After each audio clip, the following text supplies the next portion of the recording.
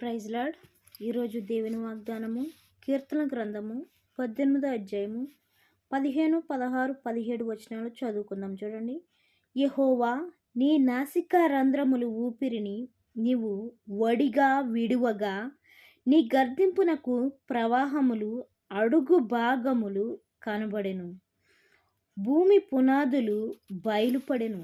ఉన్నత స్థలము నుండి చెయ్యి చాపి ఆయన నన్ను పట్టుకొని మహా జలరాశులలో నుండి తీసెను. బలవంతులకు పగవారు, నన్ను ద్వేషించువారు నాకంటే బలిష్ఠులై ఉండగా, వారి వశము నుండి ఆయన నన్ను రక్షించెను. ఆపత్కాలమందు వారు నా మీదికి రాగా, యెహోవా నన్ను ఆదుకొనెను. వాక్యముతో ఆయన మనతో ఏమని మాట్లాడుతున్నాడంటే, నువ్వు ఎటువంటి స్థితిలో ఉన్నా కూడా మన దేవుడు శక్తిమంతుడు. ఎటువంటి స్థితిలో ఉన్నా కూడా మన దేవుడు విడిపించగలిగిన వాడు. ఎంత క్లిష్టమైన పరిస్థితి అయినా సరే ఈజీగా సాల్వ్ చేయగలిగిన దేవుడు మన దేవుడు. ఇక్కడ వాక్యముతోటి చూడండి ఏమని చెప్తున్నాడు. ప్రభువా, నువ్వు గట్టిగా ఊపిరి పీల్చుకుంటే ఏమవుతుందంట, నువ్వు గర్దింపగా ప్రవాహముల అడుగు భాగము కనబడేను అంటున్నాడు. ఆయన గట్టిగా ఊపిరి పీల్చుకుంటేనంట వాని నాసిక రంధ్రముల ఊపిరిని నీవు వడిగా విడువగా అంటున్నాడు. అప్పుడు ఏమవుతుందంట, ప్రవాహములు ఎంత ప్రవాహం అయితే ఉన్నదో, ఎంత సముద్రం అయితే ఉన్నదో దాని అడుగు భాగము కనబడేదిగా ఉన్నదంట దేవుడికి. ఇంకా భూమి పునాదులు బయలుపడెను అంటున్నాడు. భూమిలో ఉన్న పునాదులంట క్లియర్గా కనబడుతున్నాయంట. ఎవరికి? దేవుడికండి. అప్పుడు ఆయన భూమిని ఇలా తిప్పాలంటే ఇలా తిప్పగలడు, అలా తిప్పాలంటే అలా తిప్పగలడు. ఎందుకంటే ఆయన చేతిలో ఉన్నది కాబట్టి, ఆయన కలగమనగా కలిగినవి కాబట్టి ఆయన ఏమైనా చేయగలిగిన సమర్థుడండి.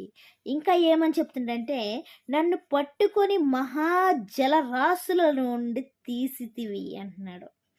ఇంకా బలవంతులకు పగవారు, నన్ను ద్వేషించువారు నాకంటే బలిష్ఠులై ఉండగా కూడా వారి వశము నుండి ఆయన నన్ను రక్షించును.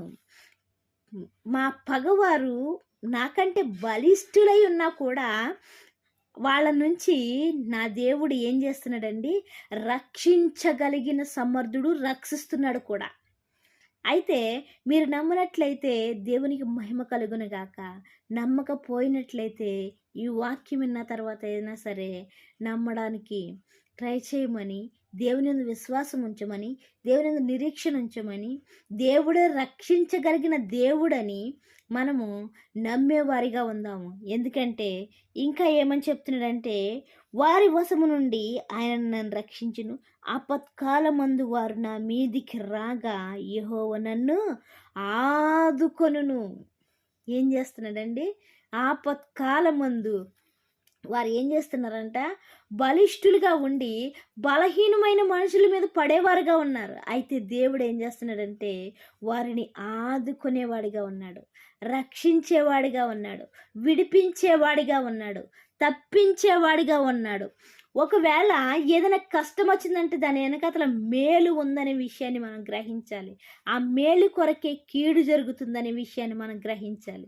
మేలు చేయడానికి మాత్రమే ఆయన మన పక్షాన్ని ఉండేవాడిగా ఉంటున్నాడు. ఎప్పుడైతే మనం ఆయన్ని నమ్ముతున్నామో, ఎప్పుడైతే ఆయన నమ్మకముతో, విశ్వాసముతో, నిరీక్షణతో ఎదురు చూస్తున్నామో, అప్పుడు మనకి ఏది కావాలో, ఎక్కడి నుంచి విడిపించబడాలో, ఎవరి చేతిలోంచి విడిపించబడాలో, ఎవరైతే మనకు శత్రువులుగా ఉన్నారో, ఎవరైతే ఏ సాతానైతే మనల్ని వెంబడిస్తుందో వాటన్నిటి నుంచి కూడా ఆయన మనల్ని ఆదుకునేవాడిగా, విడిపించేవాడిగా, రక్షించేవాడిగా, తప్పించేవాడిగా ఉన్నాడు.